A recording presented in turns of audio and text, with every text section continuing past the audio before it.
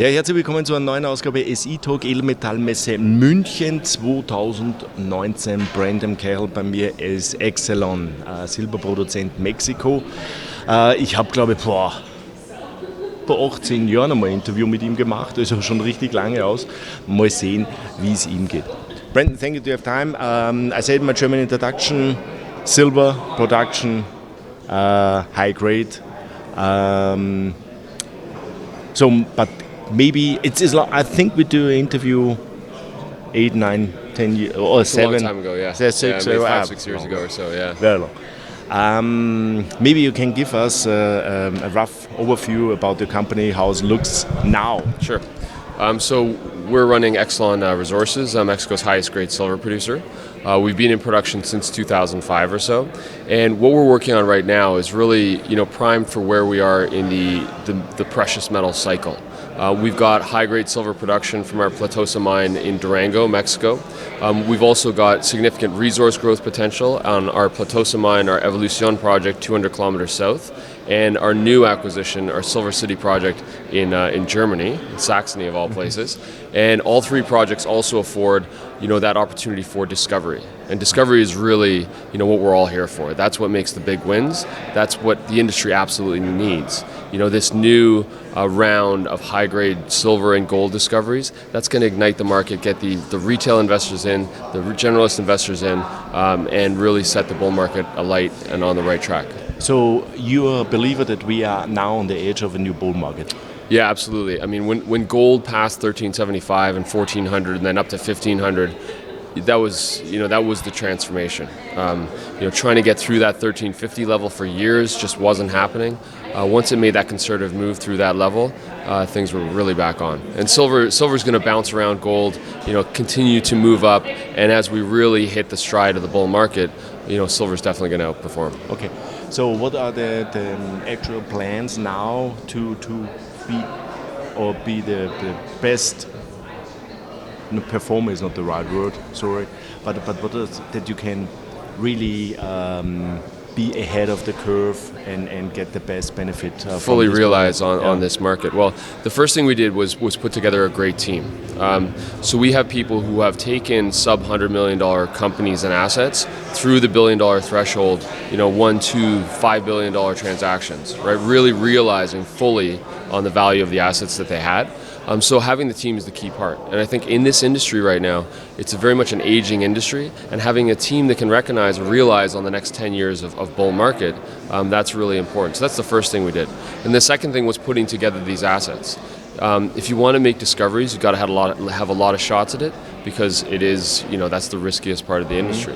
But at Platosa, we've got 21,000 hectares. We've been in production there, for almost 15 years ago, for 15 years now.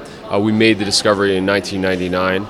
At Evolution, we've got a 30 million ounce historical silver equivalent resource there. We've made a new discovery beside it with huge widths, 100, 150 meter widths of silver mineralization.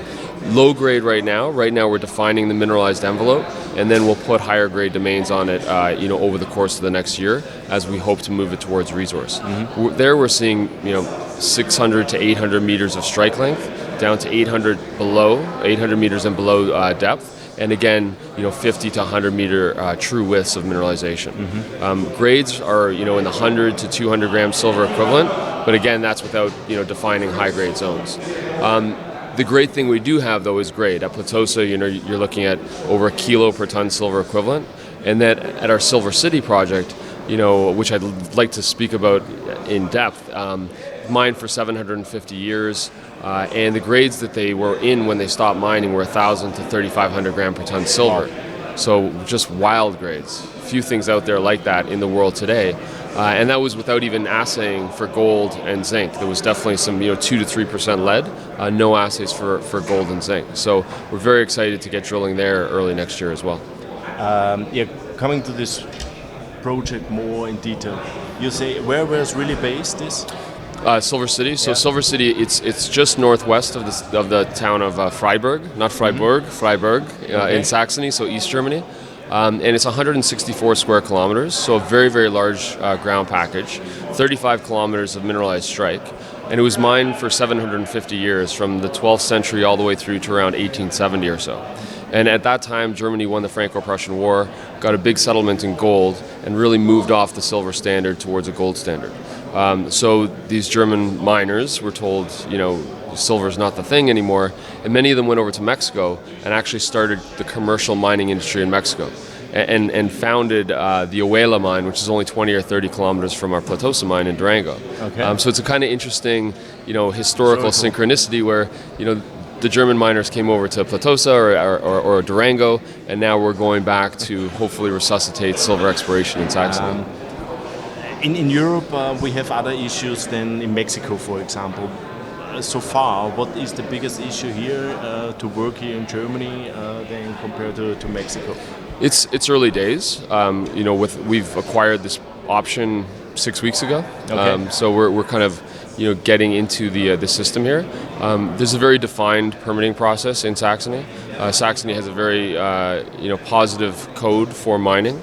So we're working with our consultants to move towards drill permitting, hopefully have those early next year and start drilling early in Q1. But the interesting thing about Saxony is that, and Freiburg in particular, is that you've got the oldest mining and metallurgical university in the world there, churning out amazing PhD students. We encounter them wherever we go, whether it's in Ghana or Canada. You've got a high technology institute called the Freiburg or the Helmholtz Institute, which has amazing mining technology and is developing new solutions for mining every day. You've got two of the best mineralogical museums in the world, with beautiful specimens from all over the world, including samples from the old workings in Freiburg. So, the makings of a resurgence in exploration and development in Saxony, they're all there. It's a very interesting place to visit. So, but coming now to details, what do you plan on really up to the next 12 months, and maybe next year when we see us here next time? What you're planning for the next 12 months? So at Platosa, like many of our peers, with silver prices where they are, base metal prices where they are, it's a difficult industry. So our focus right now is really on reducing costs of production at Platosa, getting them well below the spot price, and making cash flow from the operation. So that's absolutely the primary thing we want to do right now. And then it's about drilling and exploration. So at Platosa, continuing to expand the resource. Mm-hmm. We've had great success doing that from underground over the past couple of years. We're also drilling new targets to find new Platosas. We've got a very large hydrothermal target and zone that's about 4 by 4 kilometers in footprint, 11 kilometers from our Platosa mine. It's called Habancio, and we've done some good work there this year. We're also drilling a skarn target called PDN, and that's the deeper part of the system, where you get more gold and copper, not just the silver, lead, and zinc that we'd be mining. Mm-hmm. A very strong geophysical anomaly there, which we hope to drill, before the end of the year. At Evolution, we're drilling this very large mineralized zone, so we want to define that into higher grade zones and make a determination on whether we move that to a resource, over the course of the next year. Mm-hmm. And then at Silver City, it's an intact, very, very high grade epithermal system. We know where the veins are. We've got IP surveying over them to define them further. We've got mapping, we've got geochem, we've got historical workings. So it's really about lining up the rigs, testing some of these targets, and seeing if we can define, the lower extension of what was mined for 750 years before us. So that's a lot of work, what you plan for the next 12 months, and exploration and so on costs normally a lot of money. So how you finance this money? How much cash you have at the moment in the bank? Do you need a financing? Yeah, we've got 9 million or so in net working capital right now. We raised some money over the summer, so we're in a pretty good position right now. And really the primary focus is getting Platosa back on track to generate the cash flow that we need to do the exploration on these projects. So, not looking to raise money right now, but we always hope to make discoveries and find projects that are going to need financing. That's the quality problem to have if you need, a lot of money to create an exceptional asset that you can bring to production over the coming years. Okay, coming to shareholder structure, how many shares are outstanding, market cap, biggest shareholders? So 110 million shares outstanding right now. I think we closed yesterday around 90 cents, so just under 100 million market cap right now. The biggest shareholder is Eric Sprott at just under 20% of the company. He put most of his money in 2016, so he's been a great supporter for a very long time of Excellon. We've got 2 funds out of Germany that own about 5% each. The German shareholdership is around 10 to 13% right now. We've got a fund out of Switzerland that owns about 5%, and then a number of other funds around the world that total around 15% or so. So around roughly just under 50% of the stock is held institutionally, and then we have a very strong retail base as well. Brent, thank you for the update, and good luck with all the exploration, and also good luck to bring your mine back to track and make a lot of cash flow. And hopefully the silver price is moving much higher. I hope so. Yeah, that always helps. Yeah, that will help. Yeah. Ja, das war ein Update von Excellon. Also er hat jetzt relativ viel gesagt über, also sie haben quasi 3 Projekte. Erstens einmal eine der höchstgradigsten Minen, die es in Mexiko gibt. Das primäre Ziel ist es, die Kosten so weit zu senken, dass sie natürlich auch einen Cashflow dementsprechend produzieren. Natürlich ein stärkerer Silberpreis würde da irrsinnig helfen. Allerdings die Kosten unter Kontrolle haben ist immer gut, denn das ist das Hauptproblem, was viele Minen haben. Das Zweite ist, sie haben ein Projekt ungefähr 200 Kilometer in Mexiko von dieser Mine entfernt. Dort haben sie sehr breite Zonen gefunden mit Silbermineralisierung, die allerdings noch Low-Grade ist. Sie suchen in den nächsten 12 Monaten noch High-Grade-Zonen, damit man quasi sozusagen so einen Starter-Pit hat, damit man die Kosten schneller dementsprechend reinkriegt. Und das Dritte, und das ist wirklich spannend, sie haben in Deutschland ein neues Projekt akquiriert vor 6 Wochen in Sachsen. Das früher, er sagt Silver City dementsprechend, das sie über 750 Jahre abgebaut haben, Gehalte von über 1000 Gramm und deutlich mehr darüber gehabt haben, also 1 Kilo pro Tonne, das ist extrem hochgradig. Und dort wollen sie auch nächstes Jahr bohren.